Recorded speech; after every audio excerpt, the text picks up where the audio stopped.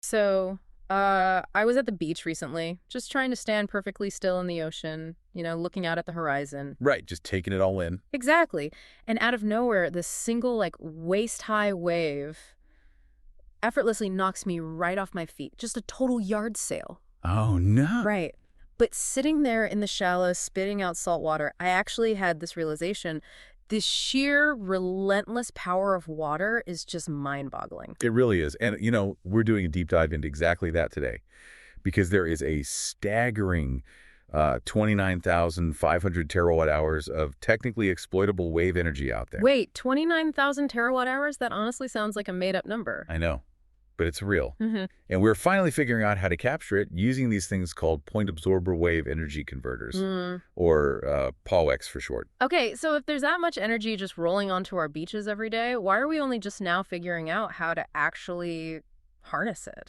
Well, mostly because the ocean is a notoriously harsh environment. I mean, you're dealing with extreme saltwater corrosion, for one. Right, the salt just eats through everything. Exactly. Plus, you have violent storms and just the logistical nightmare of maintaining subsea cables.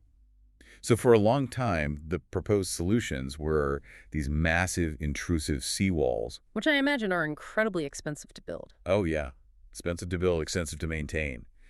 But POWEX kind of sidestep a lot of those issues. Okay, so what makes a POWEC different from a giant concrete seawall? So they are essentially just compact buoys. Instead of fighting the ocean's force, they just bob up and down with the waves. Oh, okay. Yeah. And in physics, that vertical motion is called heaving. So inside that buoy is a power takeoff system, a PTO, which converts that vertical kinetic energy into electricity. But how does just bobbing up and down actually generate power? Think of it like a bicycle dynamo. As the buoy rides up the wave, that vertical pull drives an internal generator. Ah, like pushing magnets through copper coils and all that. Exactly, yes. Yeah. It creates an electrical current. So it's basically a giant self-winding watch. Like the ones that power up just from the natural bouncing of your wrist throughout the day. That is a really solid analogy, actually. Except this is an ocean-sized watch powering our grid. Right. And because they're compact and just ride that surface pulse, they aren't nearly as tethered to specific water depths like the older systems were. Okay, the watch analogy makes sense for a wrist, but, the ocean is violently unpredictable. Where are these delicate components actually surviving and doing useful work today? Well, right now, they are really proving themselves in niche off-grid applications. Because they're modular, they can provide independent energy to, say, remote islands. Places where running cables from the mainland is just impossible. Exactly. They're also powering offshore aquaculture farms and even running desalination plants. Wait, really? Generating fresh drinking water right on the coast? Yep, just using the ambient power of the waves. It's amazing. That makes total sense for large buoys, but the source material for our deep dive also mentioned microscale POWEX, and they use something called triboelectric nanogenerators. Yes, triboelectric nanogenerators. Which honestly sounds like a gadget from Star Trek. How does a nanogenerator survive in the ocean? By scaling the physics down to a microscopic level, it's essentially harnessing static electricity. So think about rubbing a balloon on your hair. Okay, yeah.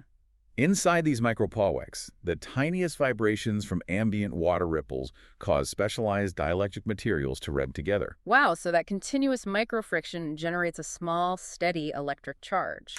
Precisely. We're using friction from tiny ripples to power things like autonomous underwater vehicles and ocean sensors. That's brilliant because it's completely set and forget. You just drop the sensor in and the ocean powers it indefinitely. It really is the ultimate form of automation in nature. Speaking of set and forget automation, that perfectly mirrors what our sponsor does. Just like these microgenerators passively power ocean tech in the background, Embersilk helps you automate your digital life. Oh, nice transition. Thanks.